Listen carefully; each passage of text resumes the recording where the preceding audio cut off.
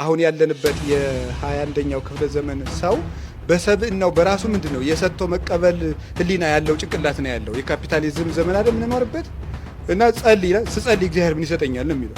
የተወደዳችሁ ወጣቶች ባለፈ ህይወታችሁ እየተቆጫችሁ ከኖራችሁ እመኑኝ በጣም ጭንቀታም ትሆናላችሁ። ቆርበው አላደሩ ቅዱስ ጴጥሮስ 3 ካደው ይሁዳ ገና ቅዳሴው ሳያልቅ ጌታችን ሳያሰናብታቸው በመሃል ወጥቶ ሄዶ ጌታችንን ሸጠው። ይሄን ቪዲዮ እስቲ ሰምተን እንመለስ። ኦርቶዶክስን ጨርሳለን በአላህ ፍቃድ። ጴንጤና ኦርቶዶክስን ጨርሳለን በአላህ ፍቃድ። አላሁ አክበር። ርቀታችን ጠብቅ። እኔም ጳጳሱ እኔ ዕቃ ሆኜ ባረኩት እንጂ የባረከው እኮ እግዚአብሔር ነው፣ ያከበረው እግዚአብሔር ነው። ይሄን አምኜ ርቀቴን ጠብቄ ነው መሄድ ያለ። እየተሻሸው እንደ ጓደኛ እንዴ ካህን መሆን ማለት የእግዚአብሔር ጓደኛ መሆን ማለት ነው ወይ? በእውነት እኔ ጳጳስ ሆንኩ ማለት የእግዚአብሔር ጓደኛ ሆንኩ መሰላችሁ እንዴ?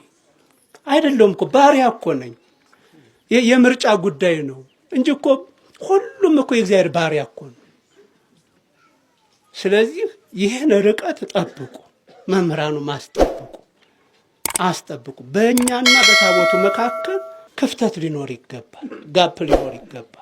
አባታችን አቡነ ሐራ ድንግል የዓለም ብርሃን የዓለም ኮከብ ፈዋሹ እንዲህ እያሉ ይናገሩ ነበር። ሁለት ኃያላን አሉ፣ እነርሱም ሰው ሞቶ ካላመለጣቸው በቀር ከደካሞች ወይም ከብርቶች፣ ከትንሾች ወይም ከትልቆች፣ ከሹማምንቶች ወይም ደግሞ ከባሪያዎች፣ ከሀብታሞች ወይም ከድሃዎች ማንም ሊያመልጣቸው አይችልም። እነርሱም አንደኛው ደዌ፣ ሁለተኛው ሞት ናቸው። ከእነዚህ ሁለት ኃያላን ከሰው ወገን ማንም የሚያመልጥ የለም። እሳቸው አባታችን ሐራ ድንግል ይህንን ጠንቅቀው ስላወቁና ስለተረዱ ለራሳቸው ሳይሆን ለእኛ ለዓለም ሕዝብ ሁሉ ተርፈውን ሂደዋል። እርሶስ ለዚህ ትውልድ እንደ አንድ ኦርቶዶክስ ምን እያተረፉ ነው? ቲክቶክን ለምን ይጠቀሙበታል? ለመቀበል ከሆነ የሚጠቀሙበት እመኑኝ ትንሹም ትልቁም እየመጣ እንደሚነዳው የጋማ ከብት ወይም እንስሳ ራስዎትን ሊቆጥሩ ይገባል። አዎ ትንሹም ትልቁም የሚሰጡትን እየተቀበሉ የሚያሞቁና የሚያጨበጭቡ ከሆነ ናበዚህ ናበዛ እየተባለ ከሚጎተተው እንስሳ በምን ልንለይ እንችላለን? አቀባይ ከሆኑ ግን የሚያቀብሉትን መልእክት መለየት አለቦት። ቲክቶክን ለመልእክት በማይመቸው በቁራ ይመስሉት። እግዚአብሔር ለመልእክት በማይመቸው ወጥቶ በሚቀረው በቁራ ቅዱሳኑን ሲመግብ የነበረ ለምን ይመስሎታል? አዎ እግዚአብሔር በቁራ ተመስሎ ቅዱሳኑን ከመገበ የእርሶ መልእክት ቲክቶክን ተጠቅሞ ምናልባት አንድ ሰው ሊያድን ስለሚችል መጥፎም ከሆነ ደግሞ በዚያው ልክ ሊያጠፋ ስለሚችል የሚያቀብሉትን መልእክት መመርመርና ማጤን አለቦት። መልእክቱ ከተመቻችሁ ለሌሎችም አጋሩት። አመሰግናለሁ። የተወደዳችሁ ወጣቶች ባለፈ ህይወታችሁ እየተቆጫችሁ ከኖራችሁ እመኑኝ በጣም ጭንቀታም ትሆናላችሁ። ያለፈው አልፏል፣ በቃ ሄዷል። አሻራዋን ሳትተው እንደምትሄድ መርከብ በቃ አልፏል። ትላንትን እያሰባችሁ ሁሌ እየተቆጫችሁ መኖር የለባችሁ። እንደሱ የምትኖሩ ከሆነ ትጨነቃላችሁ። ሌላ አዲስ ቀን፣ ሌላ አዲስ ህይወት፣ ሌላ አዲስ ማለዳ፣ ሌላ አዲስ እድል እግዚአብሔር ሰጥቷችኋል። ነገን ደግሞ በስጋት ካያችሁት ነገን በፍርሃት ትላንትን በጭንቀት ትኖራላችሁ። ነገን ለባለቤቱ ትሰጡታላችሁ፣ ሲመጣ ትጋፈጡታላችሁ። ትላንት ያሳለፋችሁ ነገን እንደሚያሳልፋችሁ ማመን አለባችሁ። ትላንትን ለትውስታ ነገን ለተስፋ ነው ማስቀመጥ ያለባችሁ። ትላንትን እየተጨነቃችሁ አመልጦኛል እያላችሁ ነገን እየፈራችሁ በስጋት እየኖራችሁ ለዚህ ነው በጭንቀት ውስጥ የምንኖረው። ታዲያ የክርስቲያን ኑሮ መቼ ነው ካላችሁ ዛሬ ነው። እሱም አሁን ነው። አሁን ደስ ይበላችሁ። ትላንትን ለትውስታ እንዴ ታሪካችሁን ትዝታችሁን ሁሉ ትረሳላችሁ። ትላንት ያለፋችሁት የለም። ትላንት አልቆማችሁ። ትላንት ጠፋው ስትሉ አላኖራችሁ። ምን ሆናለሁ ስትሉ ብዙ አላረገላችሁ። ትላንት ይሰር ምን ነበራችሁ? ትላንት እውነት እንነጋገር ከተባለ ዛሬ የምትኖሩትን ትላንት ምንም ያልነበርን ዛሬ አልሆንም።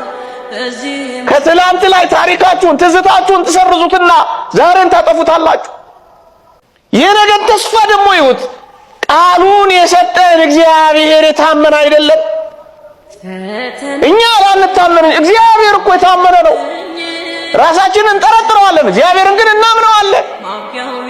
ነገን በተስፋ ዛሬን ግን በደስታ ከኖራችሁ ራሳችሁን አታጠፉ፣ ራሳችሁን አትንቁ፣ ዋጋ ቢስ እንደሆናችሁ አትቆጥሩ። በተስፋ ትኖራላችሁ። የክርስቲያን ሕይወቱ ደግሞ የነገብ ተስፋ ነው።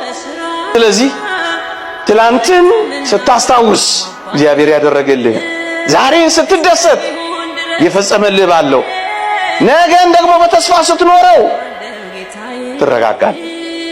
የተወደዳችሁ ወገኖቼ ሁሉ ጊዜ እንዲህ አይነት ሐሳብ በተለይ ወጣቶች ራሳችሁን የመናቅ ሱሰኛ የመሆን ሌላ ነገር ውስጥ ይመጣል።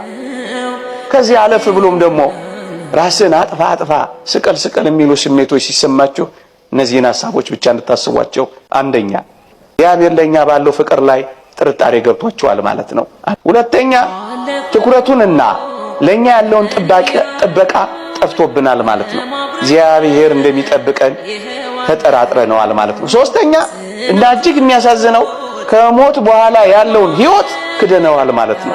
ምን ማለት ነው ስላችሁ ለዚህ ኑሮ ካልተገባሁማ የዘላለሙ ሕይወት ይቅርብኝ ማለት ነው ብላችሁ ወስናችኋል ማለት ነው። ሕይወት እዚች ምድር ላይ ብቻ ያለች መስሏችኋል ማለት ነው።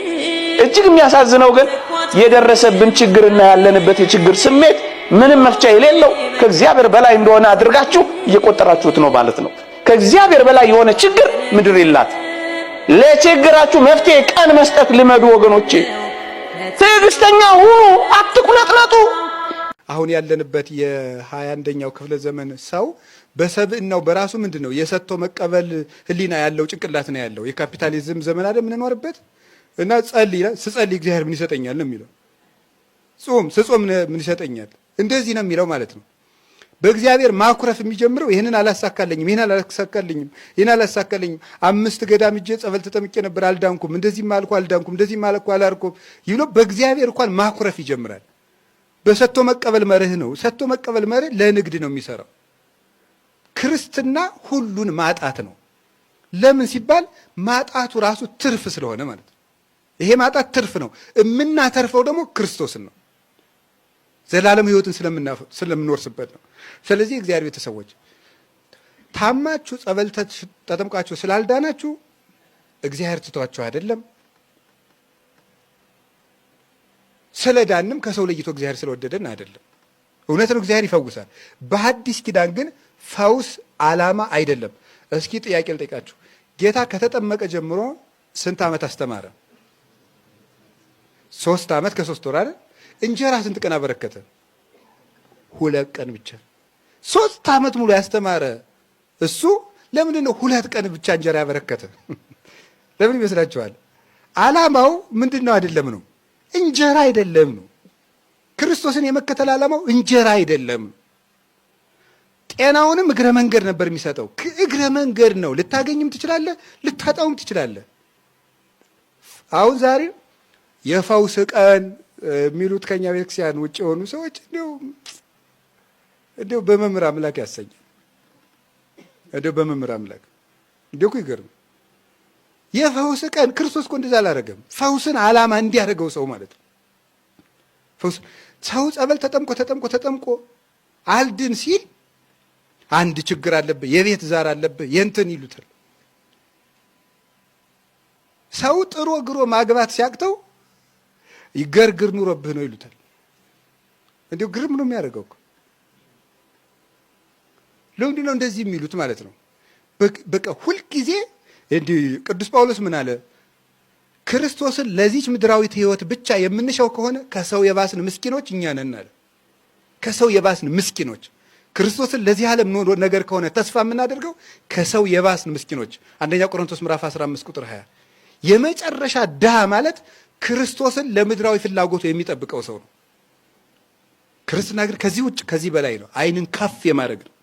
ሀሌው ዘበሰማይ ወአኮ ዘበምድር ሀባሃሎ ለጓለመያው በየማናቡ ይነብር ቆላሲስ ምዕራፍ 3 ቁጥር 1 ላይ የምድሩን ተውትና ወደ ሰማይ ከፍ በሉ፣ የእግዚአብሔር ልጅ ኢየሱስ ክርስቶስ በአባቱ ቀኝ ወዳለበት ሰማይ ሕሊናችሁን አንሱት ይላል።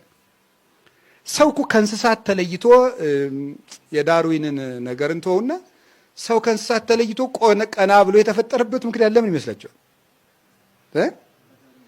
የሰማይ ሐሳብ ያለው ፍጡር ስለሆነ ነው። እንስሳው እዚሁ ተጎንብሶ ይሄዳል። ተጎንብሶ ያያትን ምድር በልቶ እዚያው ፈርሶ ይቀራል። ትንሣኤ የለውም። ሰው ግን ቀና ብሎ የሄደው የሰማይ ዓለም ስላለው ነው። እና ፈውስ ዓላማችን አይደለም ነው። ሰምታችኋል ዘመዶች? ሰምታችኋል? በቃ ደስ ካለው ይፈውሰን፣ ይቆይ ይጠቅማቸዋል ካለ ይቆይ። እንግዲህ ይኸው ቅዱስ ጳውሎስ እንኳን የለም በሽታው ይጠቅማል ይቆይ አብሮሃል።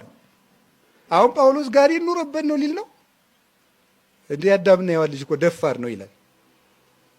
ቅዱስ ጳውሎስም እኮ ታዲያ አልዳንም። ታዲያ የጳውሎስ እምነቱ ስህተቱ ነው ያልዳነው?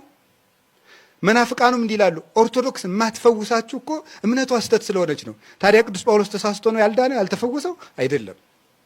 ህመም የሚጠቅምህ ከሆነ አንተ ጋር ይቆይ ይላል ክርስቶስ።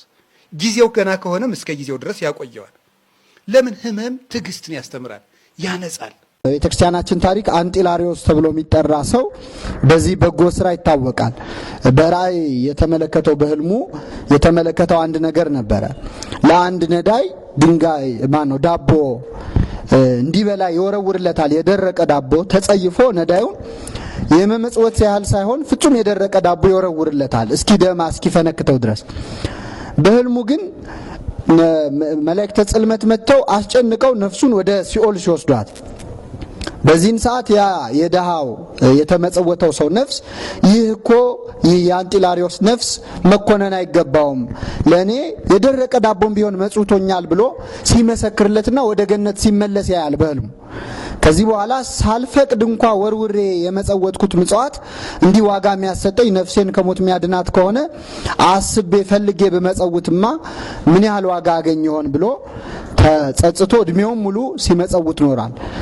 ያለውን ሀብት ከጨረሰ በኋላ የሚያስደንቀው የዚህ ሰው ምጽዋትን ከፍ የሚያደርገው ሀብት ንብረቱን ጨርሶ በመጨረሻ ሰዎች መጥተው ነዳያን መጥተው እርዳን ብለው ሲጠይቁት እኔን ሽጡኝና በባርነት ልገዛ እናንተ በዚያ ገንዘብ በልታችሁ ደሩ ብሎ ራሱን ጭምር እስከ መሸጥ እንደደረሰ ትርጓሜ ወንጌል ያስረዳል። ስለዚህ ስለ ጽድቅ መራብ መጠማት የሚባለው የመጀመሪያው ለነዳያን ለመመጽወት ለበጎ ስራ ሲባል የምንራበው ረሃብ ነው። በልተን የተረፈንን ብቻ አይደለም ለነዳያን መመጽወት። ይህ ምጽዋት ቢሆንም ግን ፍጹም ርኅራኄ ያለው ሊባል አይችልም። በምጽዋት ላይ የሚሰራው ስህተት አንዱ ይሄ ነው። ምንድነው? አንድ ሰው የሚመጸውተው ከተረፈው ከሞላ ወይ ደግሞ ከምግብም ከሆነ ሊመገበው የማይችለው የሆነ የተበላሸውን መርጦ አይደለም መመጽወት ያለበት። ይህን ቪዲዮ እስቲ ሰምተን እንመለስ። ኦርቶዶክስ እንጨርሳለን በአላህ ፍቃድ። ጴንጤና ኦርቶዶክስ እንጨርሳለን በአላህ ፍቃድ። አላሁ አክበር። ጂሃድና ውጅበት። አላሁ አክበር። በቪዲዮ ላይ ያያችሁት ሰው አራጅ ነው። አራጅ ስል ቅር የሚለው ሰው ካለ ምንም ማድረግ አልችልም። ሰውየው በባህሪው እያንጸባረቀ ያለው እየተናገረ ያለው ስለ ማረድና ስለ መግደል ነው። ስለዚህ ስለ ማረድና ስለ መግደል የሚያወራ ሰው አራጅ ነው። ይህን ቪዲዮ ኮፒ ሊንክ፣ ሪፖስት፣ ሼር እንዲሁም ደግሞ ቪዲዮ ላይክ እያደረጋችሁ በተለየ ለህግ አካላት ይደርስ ዘንድ ይህን ቪዲዮን ሼር አድርጉልኝ። ምክንያቱም ይህ ሰውዬ እየተናገረው ያለው ነገር አንድ ግለሰብ ላይ አይደለም። አንድ ግለሰብ ላይ ራሱ ቢሆን ትልቅ ወንጀል ነው። ከአንድ ግለሰብ አልፎ በሚሊዮን የሚቆጠር ተከታይ ያላትን የኦርቶዶክስ ቤተክርስቲያንና በሚሊዮን የሚቆጠር ተከታይ ያላቸውን የፕሮቴስታንት ቤተ እምነቶች ውስጥ ያሉ መመናን ላይ ሞት በአደባባይ ያወጀ፣ እንዲታረዱ ጉዳት እንዲደርስባቸው ያደረገ ሰው ነው። ይሄ ወንጀል ደግሞ በኢትዮጵያ አይደለም በዓለም አቀፍ ደረጃ ትልቅ ወንጀል ከሚባሉ የሞት ቅጣት እስከ መፈረድ የሚያደርሱ የወንጀል አይነቶችን ነው ይሄ ሰውዬ ሰዎች እንዲያደርጉና እሱም የዛ ነገር ተሳታፊ ሆኖ ሰዎችን እባካችሁ ተቀላቀሉን እያለ ያለው። ስለዚህ በኢትዮጵያም ህግ ያስቀጧል፣ በዓለም አቀፍ ህግም ያስቀጧል። ስለዚህ ይህን ቪዲዮ ለህግ አካላቶች እንዲደርስ አድርጉ። የህግ አካላቶችም ዛሬ ነገ ሳትሉ ይህን ሰውዬ በአፋጣኝ ይዛችሁ ለፍርድ ልታቀርቡት ይገባል። ምክንያቱም በሰሚ ሳይሆን ሰውየው ራሱ በቪዲዮ መጥቶ የተናገረው ነው። ስለዚህ የቪዲዮ ማስረጃ ራሱ አንድ ትልቅ ነገር ነው። ስለዚህ ይህ ሰውዬ በአደባባይ ወጥቶ የኦርቶዶክስ ቤተ እምነትና የፕሮቴስታንት ቤተ እምነቶች ላይ ያሉ መምናን ላይ ሞት እያወጀ ስለሆነ እንዲያዝልን እንፈልጋለን። ይህ ያደረገው ነገር ነገ ከነጎዳ ብዙ ሰዎችን ሰብስቦ ወደ አልተፈለገ ነገር ውስጥ ከመገባቱ በፊት ይህን ሰውዬ ልታስቆሙት ይገባል። ይህ ሰውዬ እየተናገረ ያለው ነብያችን ተሰደበ ነው። ስለዚህ ነብይ ተሰድቦ ከሆነ ማስረጃን ይዘህ ሄደ በፍርድ ቤት ልከስ ይችላል። ነገር ግን ነብይ ስለተሰደበ ብለ በአደባባይ ህግ ባላት ስርዓት ባላት በህገ መንግስት መሰረት በምትተዳደር ሀገር ላይ መተ ነብይ ስለተሰደቡ ሁለቱ ቤተ እምነቶች ላይ ሞት መተወጃ አለበት ማለት ትልቅ ኃጢአትም ድፍረትም እንዲሁም ወንጀልም ጭምር ነውና የህግ አካላት ዛሬ ነገ ሳትሉ የሰውዬ ላይ እርምጃ ወሰዱ። ንጽጽር እናስተምራለን እያላችሁ በየግሩፑ 10-20 ሰው እየያዛችሁ የሰው ሃይማኖት ስታብጠልጥሉ የምትውሉ ይሄ የእናንተ ስራ ውጤት ነው። በነገራችን ላይ ከስራ የለቀኳቸውን ቪዲዮዎች ኮሜንት እዩ፣ 95% ስድብ ነው በሙሉ እንዳለ። ይሄ ሌላው እምነት ተከታይ አግሬሲቭ እንዲሆን እንዲበሳጭ አድርጋችሁታል። በየወሩሙ እየገባችሁ የሰው ሃይማኖት የሚያመልኩትን ስታብጠልጥሉ እየዋላችሁ አንፕሮፌሽናል በሆነ መንገድ ማለት ነው። ይሄ እናንተ ስራ ውጤት ነው። ለምንድን ነው ፕሮፌሽናል ማትሆኑት? ከዘፍጥረት እስከ ራዕይ ዮሐንስ ስላወቃችሁት ብቻ ስላነበባችሁት ብቻ ለምን ታወራላችሁ? ለምን በፕሮፌሽናል በለዘብታ ቋንቋ ለምን አጣሯቸውም? ያ ከሆነ አላማችሁ አቁስላችኋቸው አሁን የዚህ ሰውዬ ስራ መጥፎ እንደሆነ እንዳይታይ አድርጋችኋቸዋል። ከዛ አልፎ ደግሞ ሩሱል ላይ በዚህ ደረጃ ተነስተው እንዲያላግጡ ተጠያቂዎቹ የመጀመሪያዎቹ ሩም ከፍታችሁ አፋችሁን ስከፍቱ የምትውሉ የኛ ልጆች ናችሁ። ፕሮፌሽናል ሆኑ፣ ተማሩ፣ ሁሱን እዩት። በጣም በስነ ምግባር ነው። ሲሰድቡት እንኳን አይመልስም። ሲያናግራቸው በስነ ስርዓት ነው። እነሱ የሚያመልኩትን ነገር አይነካባቸውም። ከመጽሐፋቸው ውጪ አያናግራቸውም። ለምን እንደዛ አታደርጉም? አቁሙ። በእናንተ ምክንያት የምንወዳቸው ህይወታችንን መስዋዕትነት የምናደርግላቸው ሩሱላችን አለይሂ ሰላቱ ወሰለም በእናንተ ምክንያት እንደዚህ ሲሰደቡ እያዩ ምንም አለማድረግ በጣም የሚያበሳጭ ጊዜ ላይ ነው የደረስነው፣ በእናንተ ምክንያት ማለት ነው። ተማሩ፣ ካልሆነ ውጡ። በቃ ወይ ፖለቲካው ይሻላችኋል። ስድብ ከሆነ የሆነ በቃ መራገጥ ከሆነ አለማችሁ ወጣ በሉና ወደ ፖለቲካው ወደ ምናምኑ ሄዱ። ተውት፣ አታጋጩት። ቆርበው አላደሩ። ቅዱስ ጴጥሮስ 3 ካደው። ይሁዳ ገና ቅዳሴው ሳያልቅ ጌታችን ሳያሰናብታቸው በመሃል ወጥቶ ሄዶ ጌታችንን ሸጠው። ሌሎቹ ሐዋርያት አናውቆም ብለው ሸሹ። በእውነት ነው በሽተኞች ነን፣ ግን ፎር ዋን ሞር በሽተኛ ቦታ አለና አንተም በሽተኛ ነን ተቀላቀለ። ቤተክርስቲያን ፐርፌክት አይደለችም አሉ አንድ አባትና በህልውና አይደለም ቤተክርስቲያን በህልውና ፐርፌክት ነው። የኛ ስብስቡ ነው። ያ ስብስብ ፐርፌክት አይደለም፣ ፍጹም አይደለም። ፍጹም ላለመሆኑ አንዱ ማስረጃ አንተ እዛ ውስጥ መኖር ነው። ፍጹም አይደለም አይደል? አንተ በቃ አንተ ፍጹም ካልሆንክ ሁሉ ፍጹም ሊሆን አይችልም። ቆራቢ ያልሆነ ክርስቲያን የለም። እስካሁን ያልቆረበው ኦርቶዶክሳዊ የለም። ሁሉም ኦርቶዶክሳዊ ገና ክርስቲያን በሆነበት በመጀመሪያው ቀን ስጋው ደሙን ተቀብሏል። ያ የተቀበለው ስጋው ደሙ ደግሞ የሚጠፋ ወይ የሚያረጅ የሚበላሽ አይደለም፣ ውስጣችን አለ። እስር ቤት የሚሆን ከሆነ ኦልሬዲ ታስረናል ማለት ነው። ዛሬ ወደ ቅዱስ ቁርባን ስላልቀረብን ያ እስራት አይቀርም፣ ውስጣችን አለ ያ ነገር። ሃይማኖትን ፈጽመን ክደን ከእግዚአብሔር እስካልተለየን ድረስ ከውስጣችን አይጠፋም። ግን እሺ ይሁን እስራት ነው እንበልና እስራት ነው ስንል ምን ማለታችን?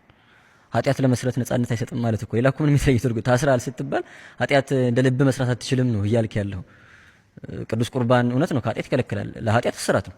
ኃጢአት እንዳሰራ የሚጠብቅ አጥርህ ነው፣ መድኃኒትህ ነው። ሰው ኃጢአት እንደ ልቤ መስራት አልችልም ከቆረብኩኝ ብሎ ከቅዱስ ቁርባን እያራቅ ያለው ሰው የምርጫ ጉዳይ ነው። ምንም ማድረግ የምንችለው ጉዳይ አይደለም ማለት ነው።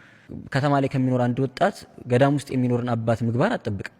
ወጣቱ ከእግዚአብሔር እስካለየው ድረስ ማንኛውንም ነገር በስርዓትና በልክ ማድረግ ይችላል። ከእግዚአብሔር የሚለየው ነገር ከሆነ ግን ስለቆረብክ ስላልቆረብክ አይደለም። ቤተክርስቲያን የትኛውም መጽሐፏ ላይ ለቆራቢዎች ይሄን ማድረግ አይቻልም፣ ለማይቆርቡ ሰዎች ደግሞ ይሄን ማድረግ ይቻላል የሚል ህግ የላት። ይሄን ስላልተረዳን ምን እናደርጋለን? ቆራቢ ሆና እንዴት እንደዚህ አይነት ቦታ ትታያለች?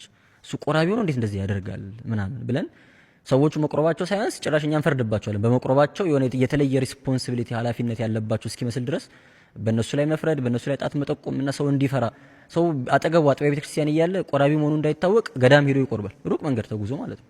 የሰውን ፍርድ የሰውን ምላስ ፈርቶ ነው። ቅዱስ ቁርባን ለኃጢአት መሞት ነው፣ ለእግዚአብሔር መመረጥ ነው፣ ከእግዚአብሔር ጋር ለመኖር መወሰን ማለት ነው። ከዛ ባለፈ የተለየ ሌሎች ክርስቲያኖች ላይ የሌለ እኛ ላይ ብቻ የሚመጣ ሪስፖንሲቢሊቲ የለም። ቆራቢዎች በመሆናችን ህይወታችን ድራማቲካሊ መቀየር አለበት ማለትም አይደለም። ወይ ደግሞ ሁሉ ነገር ካቆምን በኋላ ሁሉ ነገር ካስተካከልን በኋላ ነው የምንመጣው ማለትም አይደለም። ቅዱስ ቁርባን እንደዚህ አይነት ኃላፊነትን አይሰጥም። ለመለወጥ ለመቀየር የተሻለ ሰው ለመሆን ነው እንጂ የምንቆርበው የተሻለ ሰው ስለሆንን ማተም ወይ ማረጋገጫ እንትና በቃ ጥሩ ክርስቲያን ብለን እሱን ለማረጋገጥ የምንወስደው ነገርም አይደለም። ጥሩ ክርስቲያን ለመሆን እንደ መድኃኒት የምንወስደው መታገያችን ነው። ከሚገጥሙን መሰናክሎች አንዱ ንስሐ አባቶች ራሳቸው ናቸው። በዚህ እድሜሽ እንዴ ለምን በዚህ እድሜሽ እንዴ ነው የምትቆርቢው? ገና እኮ ነው ምን አይተ የሚሉ አባቶች ራሱ አሉ፣ ካህናት ሆነው ማለት ነው። ልጄ በቃ የወር አበባ አይታለች ከዛሬ በኋላ አትቆርብም የሚሉ እናቶች ይገጥሙናል። እንደዚህ አይነት ነገሮች አሉና የመጀመሪያው ችግር ያለማወቅ ስለሆነ መቀረፍ ያለበት ከዛ ጀምሮ ይመስለኛል። የገባው ወጣት ደግሞ መወሰን ነው የሚከብደው። ወይ የራሱን በደል ወይ የሆነ ነገር አስቦ ምናምን ነገር የሆነ ቀን እንደሚያደርገው ያውቃል። ግን የሆነ ቀን እንደሚሆን ላይፉ ላይ የሆነ ቀን ሀፕን እንደሚያደርግ ከማሰብ ያለፈ ቁርጥ አድርጎ ግን ቀን አልወሰነም። በቃ ነገ እቀበላለሁ፣ አሁን እቀርባለሁ አይልም። የሆነ ቀን እንደሚሆን ብቻ አምኖ ትክክል ነው መቀበል አለብኝ ሀሳቡ ገብቶኛል ይላል። ወደ ህይወቱ ማምጣት ላይ መተርጎሙ ላይ ግን ችግር ይገጥማል።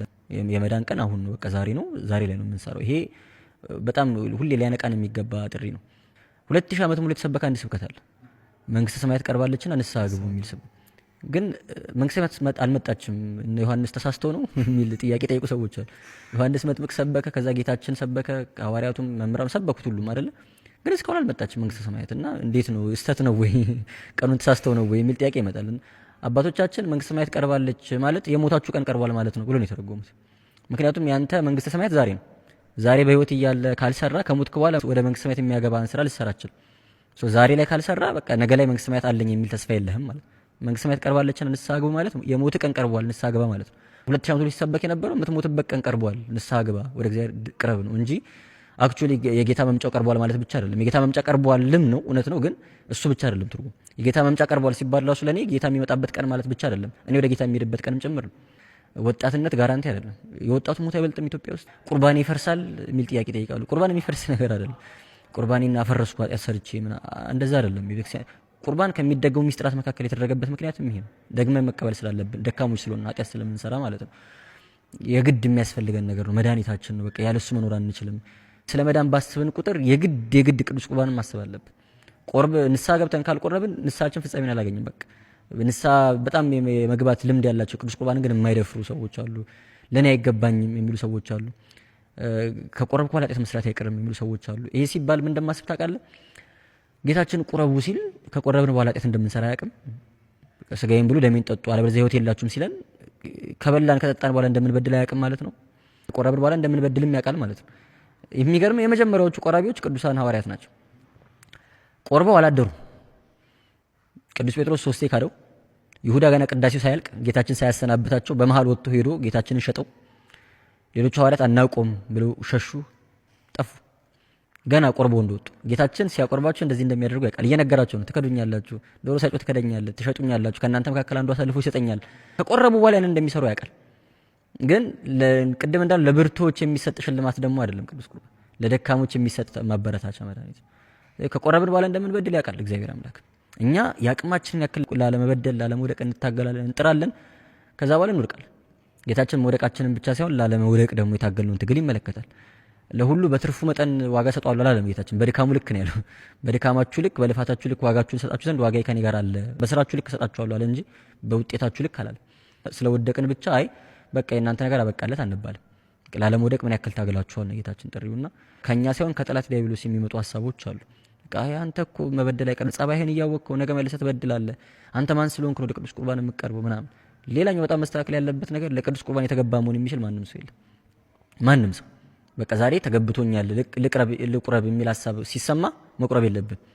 ዛሬ ይገባኛል ብለህ ባመን ቀን መቁረብ የለብን። ኃጢአት ነው። መቼም የተገባን ነው።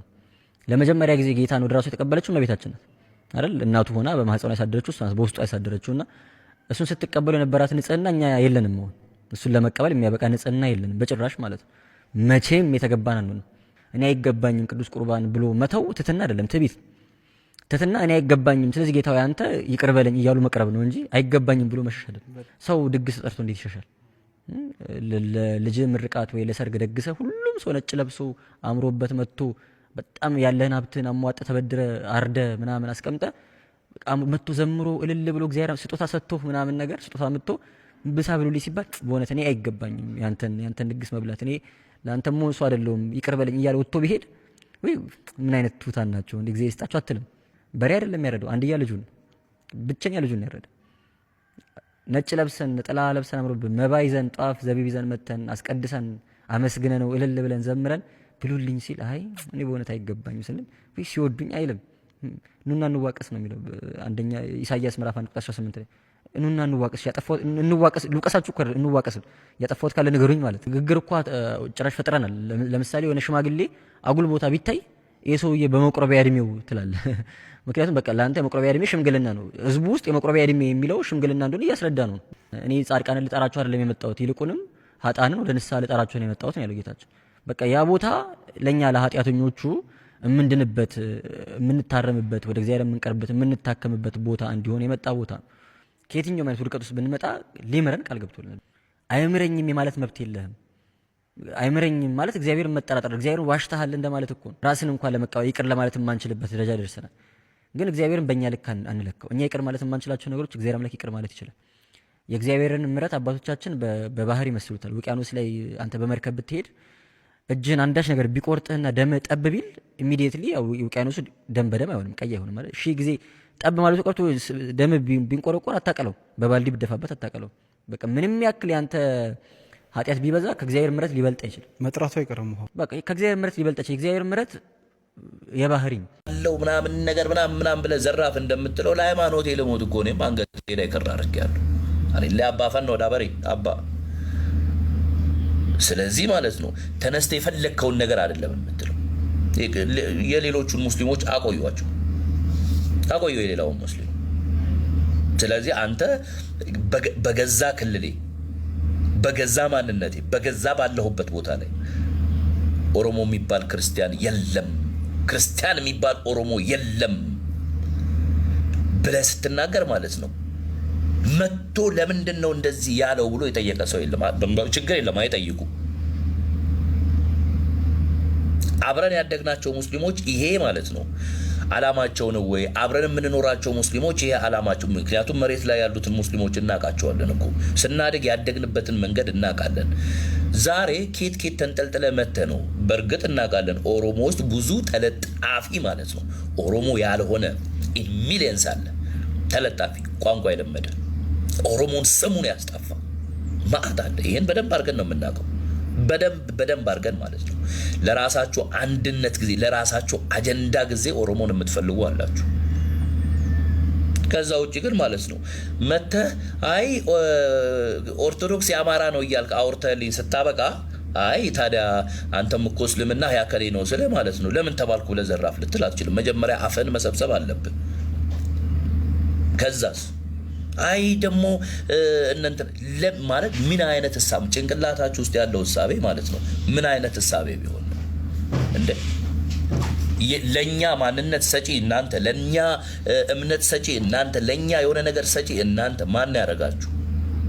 ሚርገከን ኤስረት ያርጊተኒሜ ኤኙን ይዝትከን ሚርገከን እንደ ሐሳብን ያልተስማማ ሰው አይ ኦሮሞ አይደለም ትላለህ። እሺ ጭራሽ በሃይማኖት ደግሞ ልክ አይደለም እንደዚህ አይደለም ምናምን ነገር ስትባል ማለት ነው አይ የአማራ ሃይማኖት ነው ኦርቶዶክስ ምናምን ብለህ ትነሳለህ። እሺ በቃ ይሁን እሱንም በቃ አንተው ምናምን ነገር።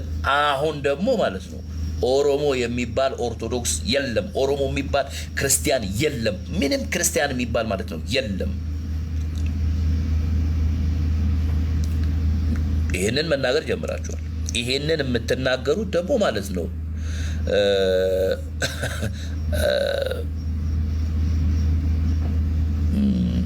በስነ ስርዓት ማለት ነው በሚገባን ቋንቋ ነው እየነገራችሁ ነው ያላችሁት። እኛ በሚገባን ቋንቋ እስቲ እንግዲህ አሁን እኔ ኢየሱስን ማለት ነው ከዚህ በኋላ ለምን ኢየሱስ ብለህ ትጠራለህ? ኢየሱስ የኢሳ ስም ስለሆነ እንዳጠራው ብለህ ስትከለክለኝ እናያለን። ሙሳ የሙሴ ስም ነው። ስለዚህ ማለት ነው ሙሳ ብለህ መጥራት ነው እንጂ ያለብህ ሙሴ እንዳት እስኪ እናትህ ወልደሃለች ትከለክለኛለህ። እዚህ ላይ መተህ እንደ መጮህ አይደለም። አንድ ሁለተኛ ነገር የምታስፈራሩ ሰዎች አላችሁ። የምታስፈራሩ አረብ ሀገር ያሉ ወንድም እህቶቻችንን እኔ አረብ ሀገር እኖራለሁ፣ በአውሮፓም እኖራለሁ፣ ምንም ችግር የለም። ግን ማለት ነው እንደዚህ አይነት እንትን ውስጥ ስለሌለ ነው በገንዘቤ ነው የምኖረው፣ በነፃ አይደለም የምኖረው። አረብ ሀገር ዝም ብሎ ማለት ነው የሆነ በሽልማት የሚያኖረኝ ከፍዬ ነው የምኖረው። አረብ ሀገር እየኖራችሁ ወንድምህን ማለት ነው በአረብ ሀገር ማስፈራሪያ፣ እህትህን በአረብ ሀገር ማስፈራሪያ አታደርገው። በጉልበታቸው ሰርተው ነው ይበሉት።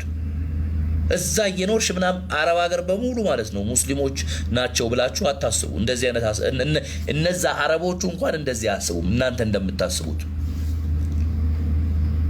ስለዚህ ከዚህ ታረሙ፣ እርማት ውሰዱ። ከዛ ውጭ ደግሞ ማለት ነው ማህበራዊ ሚዲያ ላይ ያለውን የሰዎችን ነገር እየቆራረጣችሁ እሳት ለማራገብ የምትፈልጉ ሰዎችን እኮ መጠየቅ ችግር የለውም። አንተ ቤት ማለት ነው እሳት አለ ብለ የሆነ ነገር ስታነሳ አንተ ቤት የሆነ ነገር እንደዚህ አለ ብለ ማለት ነው ስታስብ እዛኛው ቤትስ ምን ሊኖር ይችላል ብለ ማሰብ አለብህ። እኔ ለምሳሌ ክርስቲያን ነኝ።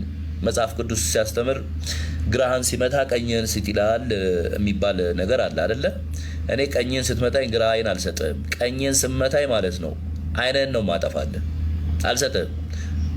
እንደዚህ የሚባል ተረት አልቀበልምም። አስተምሮ አለ፣ አዎ አለ። ግን ማለት ነው ግራዬን ስትመታኝ እንካ ቀኝህን መታኝ ብዬ አይደለም ምሰጥ። እለመጥጣለሁ ይዤ የሚቀጥለውን ያንተንም ቀኝ ምንም የምተውበት ምክንያት የለኝም። ከነ ቤኩ ቀብተኒ አከኑ መካተኒ አፋን ከሰን በንተን ሚርገን ገብደ ዱቢ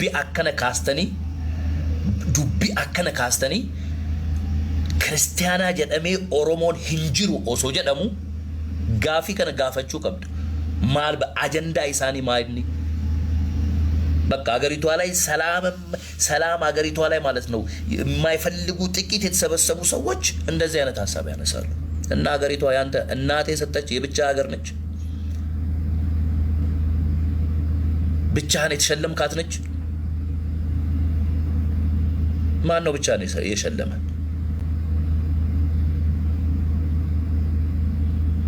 አልሁን እንደው አልሁን